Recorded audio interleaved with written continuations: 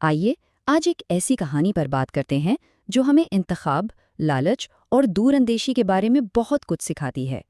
सोचें कि अगर किसी को कोई ऐसा खजाना मिले जो बहुत महदूद हो तो उसका क्या करना चाहिए। चलें इस दिलचस्प कहानी को शुरू करते हैं। और ये सवाल ही इस पूरी कहानी की बुनियाद है। आखिर जिंदगी में सिर्फ एक ख्वाहिश पूरी करने का मौका मिले तो कोई क्या मांगेगा? ये एक ऐसा फैसला है जो सब कुछ बदल सकता है। तो कहानी शुरू होती है एक जादुई तालाब से। ये एक ऐसा मौका था जो बज़ाहिर तो छुपा हुआ था, लेकिन इसमें पूरे जंगल की किस्मत बदलने की ताकत थी।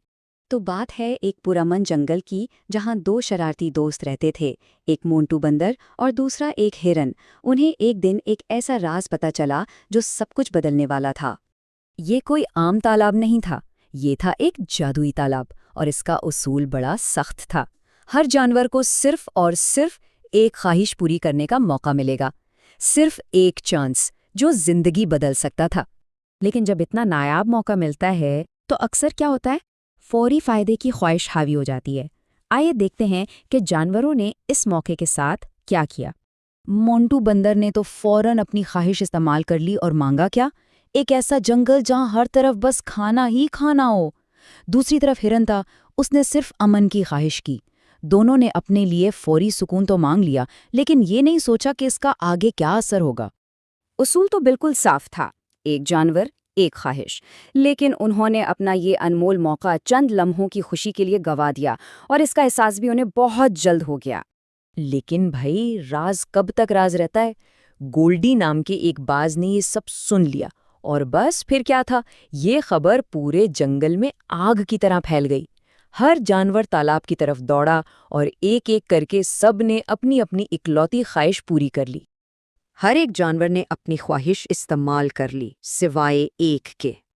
और वो था सारस। उसकी सोच बिल्कुल मुख्तलिफ थी।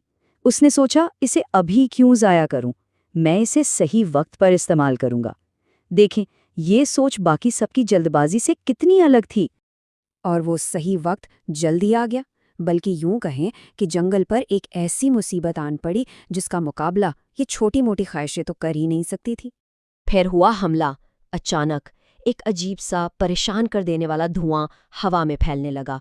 जानवर खांसना शुरू हुए और एक एक करके गिरने लगे। तभी एक निकाब पहने शिकारी सामने आया, धुएं वाले बम फेंकता हुआ, और देखते ही देखते पूरा जंगल बेहोश हो गया। जानवरों की बेबसी का आलम ये था कि कोई पुकार उठा, अब तो कोई मौजज़ा ही हमें बचा सकता है। लेकिन